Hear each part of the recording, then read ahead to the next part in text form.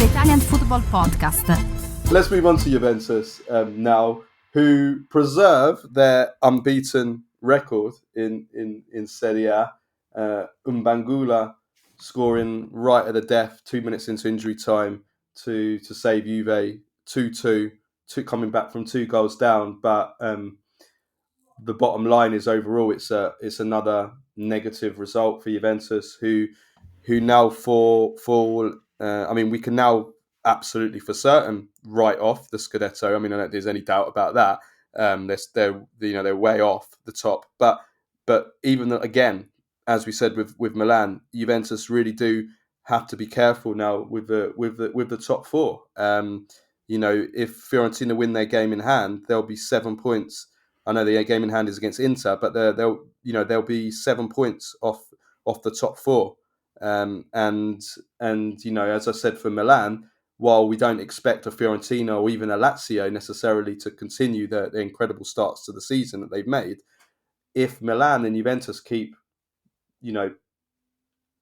producing the results that they are, then by default they're going to struggle to get in the top 4. That's just basic fact based on the results and the performances. So yeah, it is concerning. In this game, I thought Juventus were really poor for the most of this game. Defended poor, which hasn't been the case this season. Locatelli and Rui on the first goal, dreadful defending. Locatelli and Gatti on the second goal, awful defending. Defensively, they struggled. Gatti, he had a shocker here. Kalulu was pretty poor. Rui, I can't criticise the guy because it's so obvious that he's nowhere near this level at this stage of his career. You saw that, but you can't blame him. He shouldn't be left. Juventus shouldn't be in a position that they're having to play Rui. But not just the defence, the midfield was awful. Motta made the decision to bench Thuram, which I kind of understand because you've got to, he needs a rest, but there isn't many options. Locatelli and Fagioli, my gosh, they were bad in this game. I mean, Bologna, until the Bologna first goal, Juventus were completely dominated in midfield, outplayed. Juventus couldn't get out at all. This wasn't like some of the other games we've had with Juventus where they've dominated possession, but they've just been completely sterile. This was a game where Italiano, for really until Juventus went for broke at 2-0 and tried to desperately rescue the game and managed to get their way back and managed to somehow salvage a point. This is a game where Juventus are outplayed in terms of the football, in terms of the control of the game, and the Italianos completely outcoached Motta in this game. So it was very, very concerning. And like you said about Fonseca, his comments at the end of the game, I think the fact that Motta got himself sent off again shows it. That's an example of that is highlights that the pressure is getting to Motta, and I would expand on that.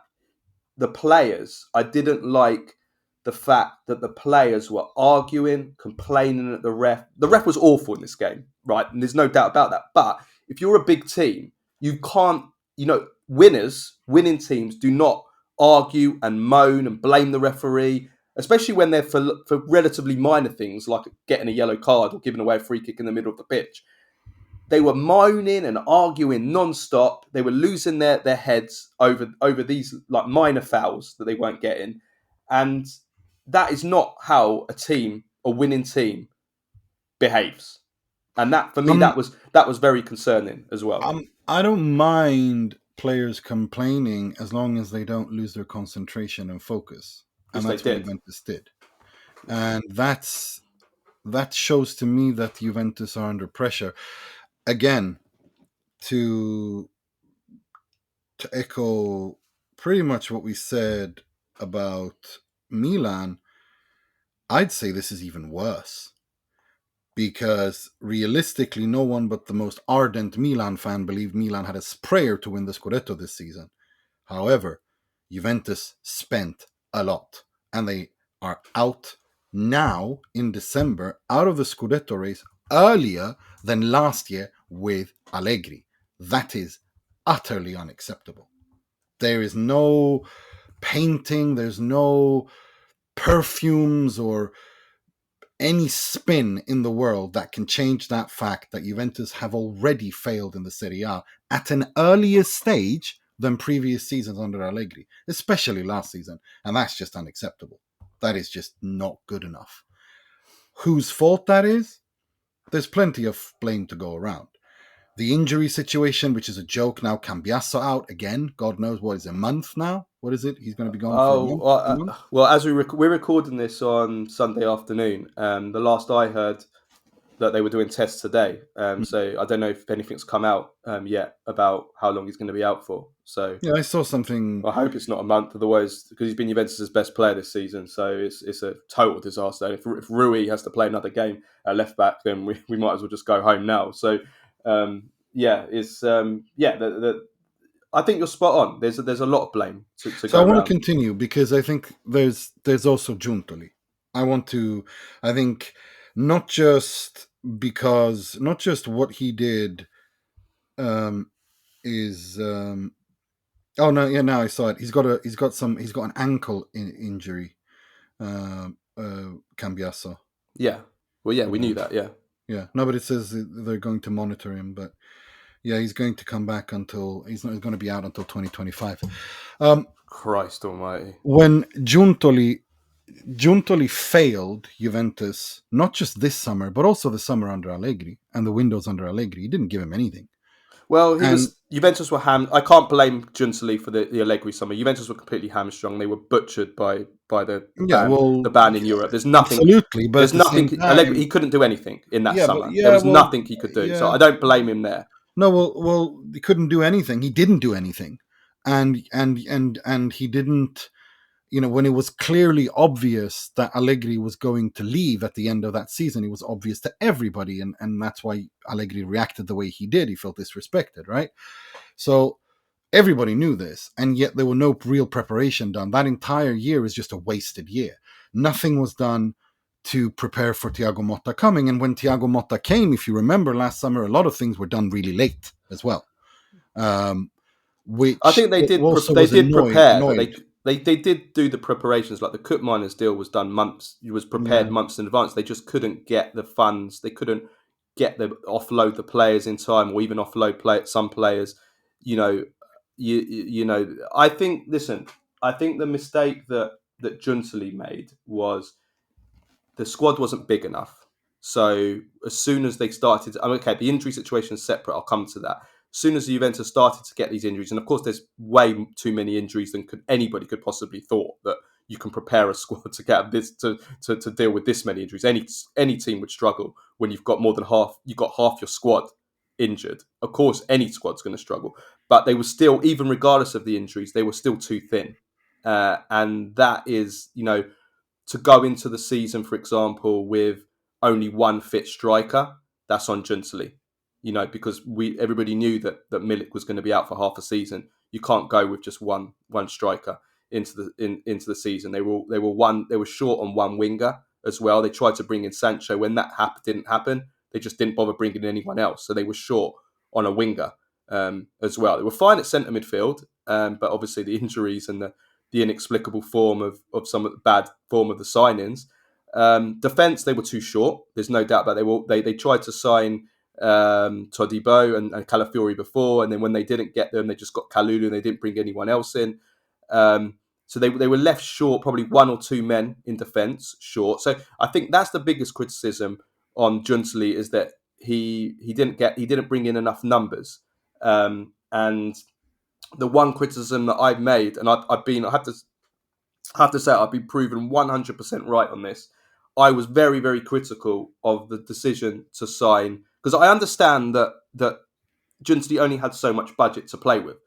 And in some ways, he's done a very good job at getting all the high earners off, on cutting the salary, the wage bill down massively. He'd done very, very well on that. And I understand that he only had so much budget to play with, and it wasn't easy to do all the business that he was trying to revolutionise the squad with the budget that he had to play with. I mean, Juventus spent a lot of money, but their net spend is only around about 50, just over 50 million. So it's not like they went out and spent a crazy net spend. They spent a hell of a lot of money gross wise, but when you take when you cut off, and especially when you then do the amortization with the wage bill and everything, the spending actually hasn't been that high. But it wasn't easy to do that juggling. But where I'm very, very critical of is the decision to sign Di Gregorio. I said it the minute that they bought him. I think it was a big, big mistake, because that they spent 20 million on Di Gregorio, right? That should have been, if they really, really wanted to sign Di Gregorio, they should have booked it for next year. If they were that desperate to sign him, they should have booked it for next year. There was no need to spend 20 million on Di Gregorio now when you had Szczesny already for one more year. And in the end, they got rid of Szczesny and they had to give him a payoff for him to go. I don't know how much it was, but they had to pay him off. So it wasn't like he went for free. They already had Perin, who's actually become the first choice goalkeeper in the last few games. He played again at the weekend, and Perin's clearly good enough to do what if they wanted to have him for one season. They should have gone with Szczesny and Perin for this one season. Or if they really wanted to get Szczesny off the books, get rid of Szczesny, have Perin as your number one, and bring in someone for cheap for a season as your backup goalkeeper. That would have been absolutely fine. Spend that 20 million on bringing in a player for your outfield, which you need, or even bringing in two players. That was a big, big mistake from Quincy. That is where I'm most critical, because that's absolutely part of it. I mean, it's all of that, and also, and that's not. By the way, can I just to specify, just so that no one has a go. That's not me saying that I don't like Gregorio. I think he's good. I think he's actually done quite well for Juventus, and I think he's going to be a good goalkeeper for Juventus. But they needed to understand what the priorities were. And by signing Di Gregorio, it meant that they went short in the outfield in certain areas of the field, and that has hurt them more when now during the season with a lack of squad and with all these injuries. So that's where I blame Juntoli the most. Yeah, no, without a doubt, it's that. But to continue what I said, the injuries, Juntoli, and for everything you said, and also we have to talk about Thiago Motta. He has so far failed to create at Juve. I mean, we're talking about a Juve. Okay, they haven't lost. That's great, and that's always important. And draw Ventus and all that, Parigentus and all that everyone's joking about. But at the same time, when you create 0.48 in the first half against Bologna at home, you have one chance really, which Vlahovic again squanders. Well, Fagioli missed a sitter, to be fair, in that first half. That was the big chance, the Fagioli one, which he put over. But yeah, not good enough. Again, under one XG in total this game. Yeah, it's not good enough. It's not good enough, and it's not just this game. It's over and over and over again this season, and they just, it's like I said, it looks really nice as soon as they reach just outside the penalty. Not in this game though. In general, yes. In general, this season, yes. Flatlines. Not in this game. They have no ideas. This game was horrible. Even from that aspect, it was horrible. It was, but it was also. This is also on Motta, and he, again, I've been told for the last 4 years that Chiesa was destroyed because of Allegri. Well, Federico Chiesa now plays with the Cop Kids. He's the star of the Cop Kids. He plays with children in Liverpool. He doesn't even play with the second team. He plays with literal teenagers. That's Federico Chiesa. Yeah, but that's got nothing to do with Allegri. Well, let's say Allegri destroyed them. Well, the first half of the but let's also wait. No. I've got to come back on that just before you move on. Allegri destroyed Chiesa in the first half. He absolutely did not. The first half of the first season. Federico Chiesa. He was a disaster. Federico Chiesa's career was ruined by the injury. Had nothing to do with Max Allegri. No, he's literally playing with teenagers in Liverpool. Yes, that is not on Max Allegri. The first half of his first season, of Cop Kids. That's what he is. Nima, the first, and you know this because we spoke about it on the pod numerous times. The first half of his first season under Allegri, Chiesa was a total disaster under Allegri before his ACL when he was playing him at right wing back. So let's not forget that as He well. didn't play him all the time at right wing back. He played him a couple of games there, but he also said that he wanted to play him as a second striker, and he refused to play there and said he hates playing it. He wants to play on the wing. Him at right and mid. The result of that has happened. What? Well, now he's the star of Cop Kids. He's not even part of the first team. He plays with children in Liverpool. That's not Allegri's fault. Then you have Dusan Vlahovic, who, if you go on social media, Juventus fans are now, for 2024 alone, doing video compilations of his misses, which are 3, 4, 5 minutes long, of Vlahovic missing sitters. That's not Vlahovic. That was also Juventus' struggle. Allegri's fault. But it's not. This is what I'm saying. Thiago Motta has been given more backing, has been given pretty much everything he needed, and he's failed so far. Allegri was not backed. So I think we should Allegri was backed. No, he wasn't backed last season. He was backed in the second season. He was backed. We cannot say he wasn't backed. Look at Juventus'. He got everything he wanted. Every single signing that Allegri asked for in his second season, he asked for. He got Pogba, he got Di Maria, he got Paredes. Every single player he asked for, he got. He wanted ready-made, developed players. He got everything. He got everything he wanted. He did not get everything he wanted, and the very idea that you're looking for Paul Pogba. Okay, I'm making it up. He named the 3 players he wanted were Pogba, Di Maria, Paredes. They were the 3 players. He got all of them. He even said after that he got the players that he wanted in the transfer market. So he got what he wanted that season. Last season he didn't, but that was because of the not getting in Europe, and there was nothing. No, not just that, but also if you look at his entire tenure, all I heard for the 3 years he was there was what a disaster he is, how horrible he was. He was a disaster, but that doesn't change the fact that he was a disaster. Is irrelevant. Motta's struggles is irrelevant. Motta has been a cluster F of a disaster so far at Juve, despite being backed 10,000 times more than Allegri was in 3 years. And all I'm hearing is Allegri was horrible. Allegri was horrible. Allegri was horrible. That doesn't change. Allegri finished top 4 every single season. He won a trophy. Thiago Motta is not going. He's not in the top 4 now. He's creating less than that, and he's got a much better squad than Allegri ever had. Yeah, but Nima, you have to acknowledge. So no. The fact of the matter is that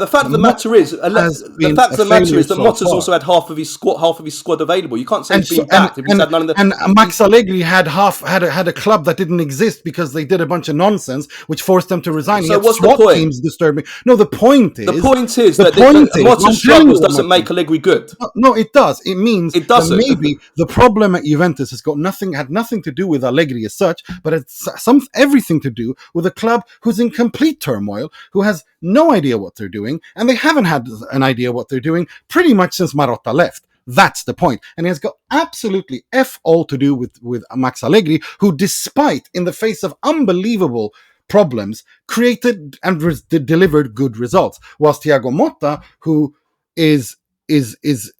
was backed fully, has delivered worse results. Now, I was nuanced then, I'm nuanced now.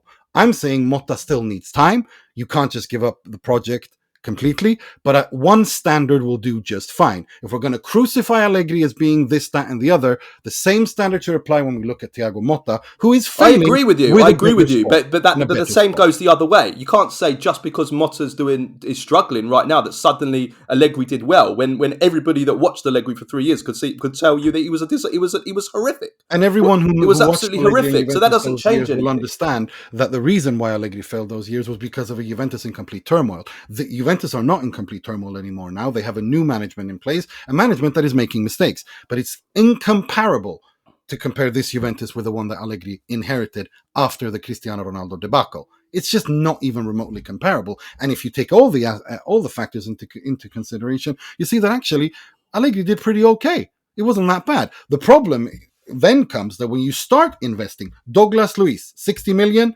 complete flop. Cook Miners finally scores a goal, but he's hardly been. Nima, there's been circumstances to both the struggles of Allegri and Motta. If you want a nuanced take, there's been circumstances. We can talk about him being backed more in the transfer market this summer in terms of trying to build something for the future. Absolutely, no doubt about it. But when you have 9 of those players unavailable for the last month and a half, then that is a huge circumstance, which you can't say, Motta's got all the players that he wants. He hasn't had them. They've all been injured, most of them. So there's circumstances. It's not just one or the other.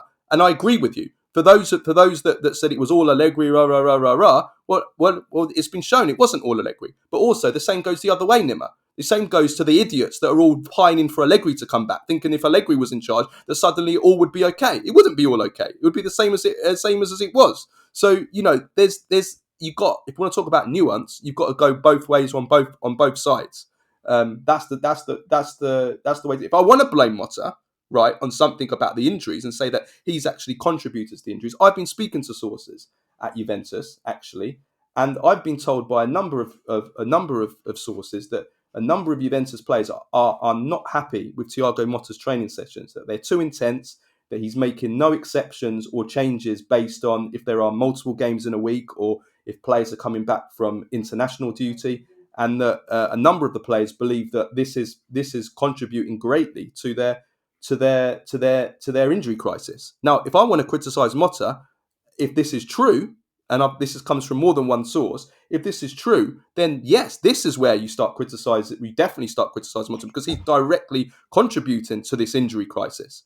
And McKennie, I've been told that McKennie came back from international duty, and as soon as he stepped off the plane, the same day or the day after, he was put into a highly intense training session, and then he got injured straight away because he wasn't, he was overloaded. And that Motta, there's been criticism that Motta is treating Juventus like Bologna, in the sense that Bologna were playing once a week last season,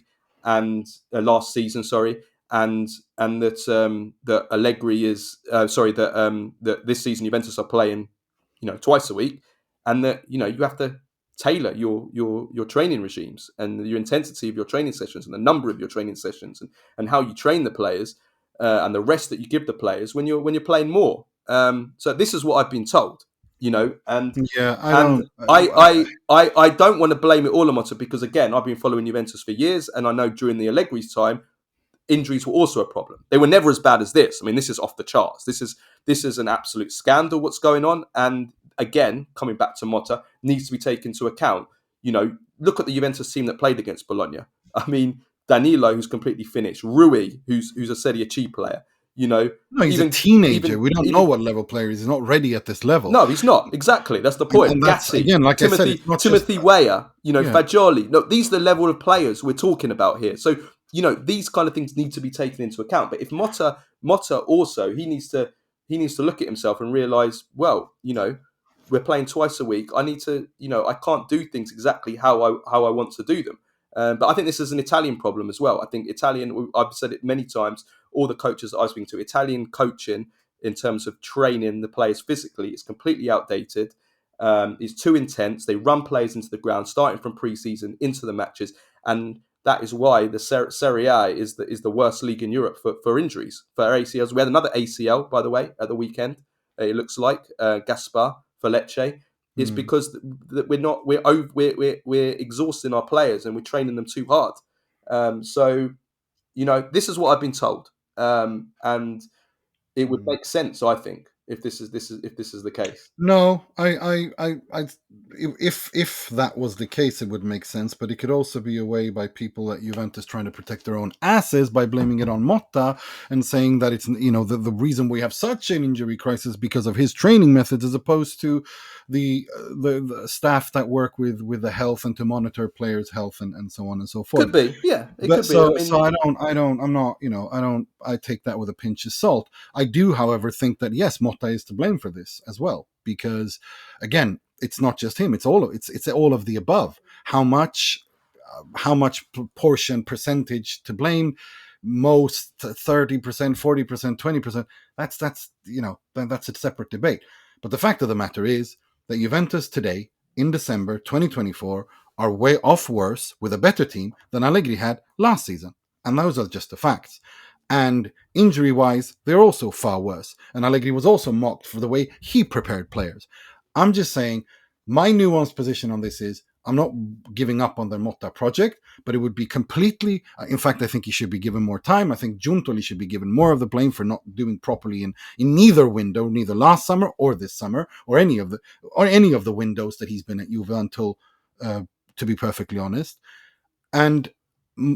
so we should give him time, and it takes time to grow and all these things.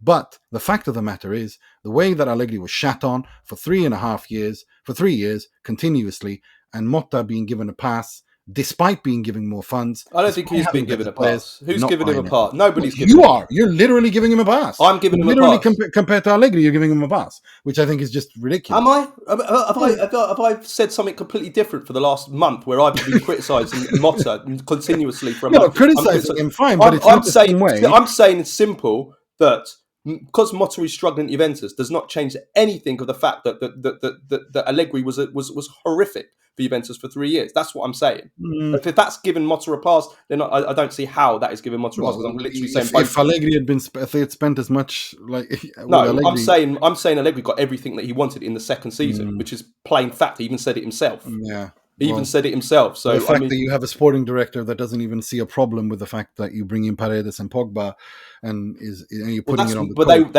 that was Allegri's demands. So you can blame Allegri. Allegri took over the transfer. Allegri was in charge of transfers that second summer. Jose Mourinho demanded Frank Lampard and Ricardo Carvalho at Inter, but Inter said no. They got Lucio and Wesley Sneijder, and they won the treble. Like this is why you have a sporting director, someone who understands the dynamics and the finances of it and can bring the coach on board. Juventus have not had a proper sporting director for years. They have Giuntoli, who's obviously failed since he's been there, because look at the state of Juventus now in the squad.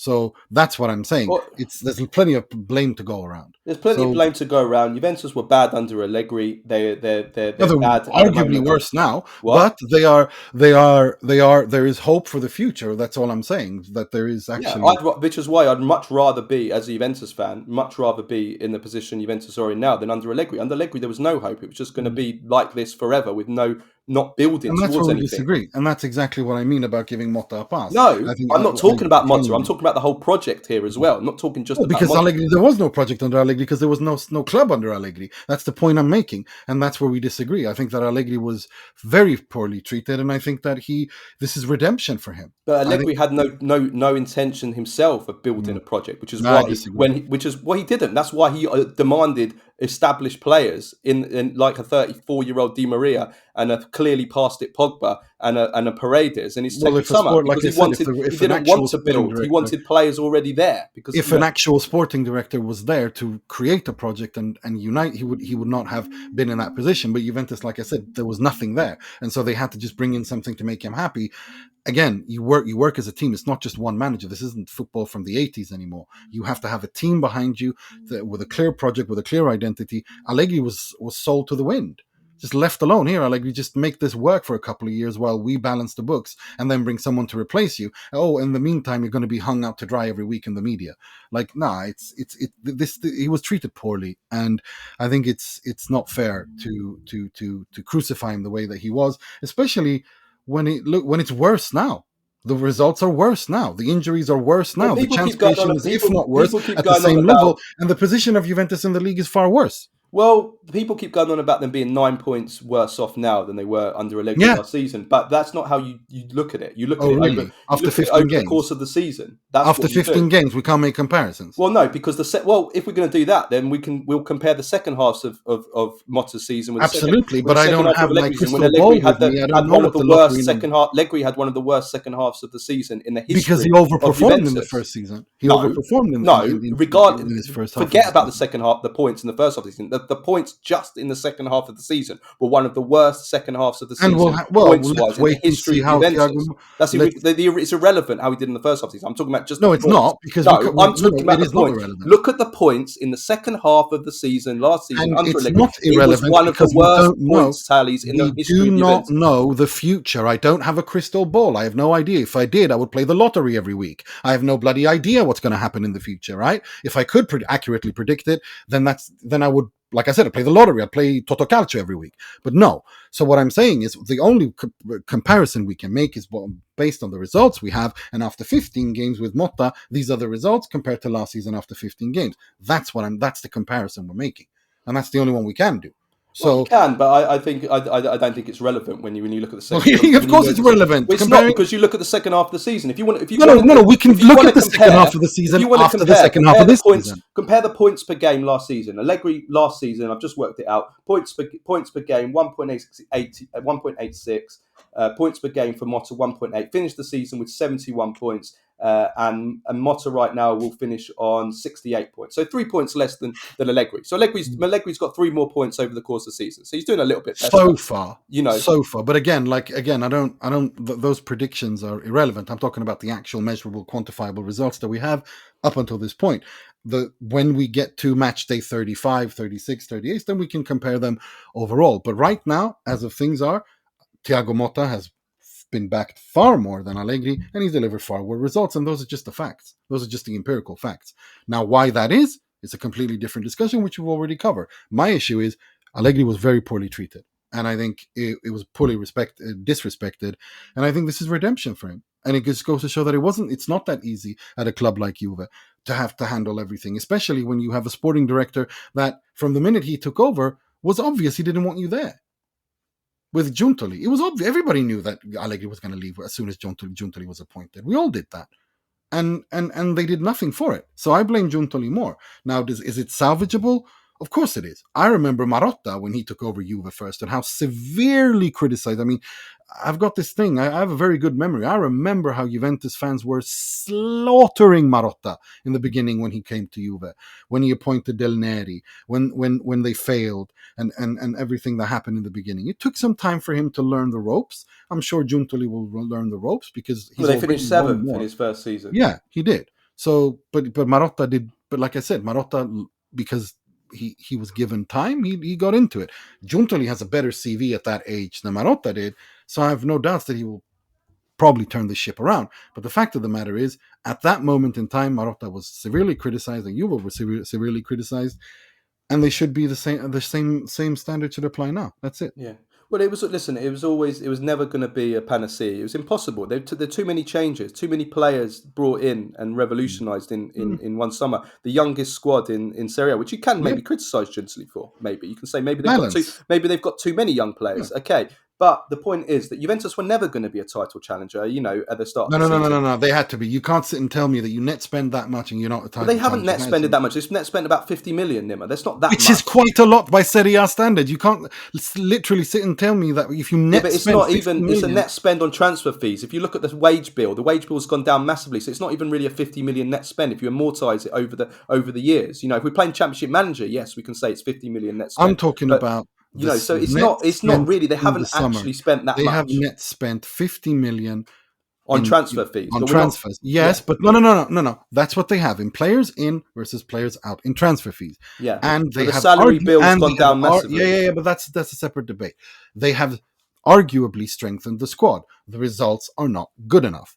That's just a fact of that is true. That is true. But again, circumstances. You look at the squad. You got half your squad out. It's not easy.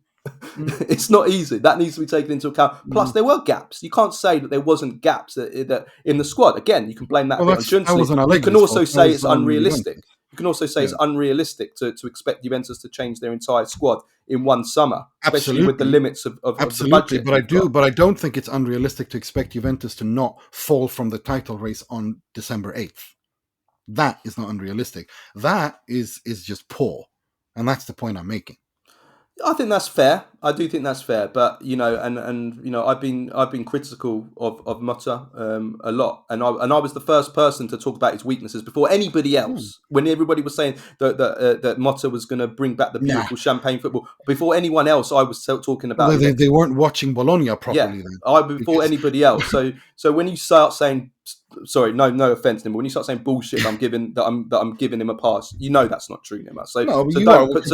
Don't start. If Allegri delivered these results, you'd be hunger striking outside of the Italian embassy in London with a fatwa against Allegri. So that's the difference. That's what I'm saying. Well, I think I've been pretty harsh on Motta, and again, you can't. So don't bullshit. If it wasn't, I wouldn't be sitting here. I'd be doing what the English journalists do and not saying that Motta was potentially to blame for the injury crisis. I'd be keeping that quiet because I don't give a shit. So the point is that at the moment Juventus are struggling, and if they don't start turning this around, they are gonna struggle for top 4 as well, just like Milan. I actually No, think they are. This is it for. I think right now we Milan can. I and think we can Juve. say The pretty top much. four is. I think we can say with certainty now that one of Milan or Juventus are going to miss out on top four. I think so too, because I don't see Napoli collapsing. I certainly don't see Inter and Atalanta collapsing out of the top four. So I think yes, I think one of them will miss it, and it's going to be a disaster for either one that does it. Personally, I think Juventus are in a better position to finish in the top four than Milan is. But again, remains to be seen. Could change though. Like if Milan change manager, bring someone better in, like could resurrect that. But again, I wouldn't. Well, when do they do that? Is there enough time and so on and so forth? But yeah, we'll see.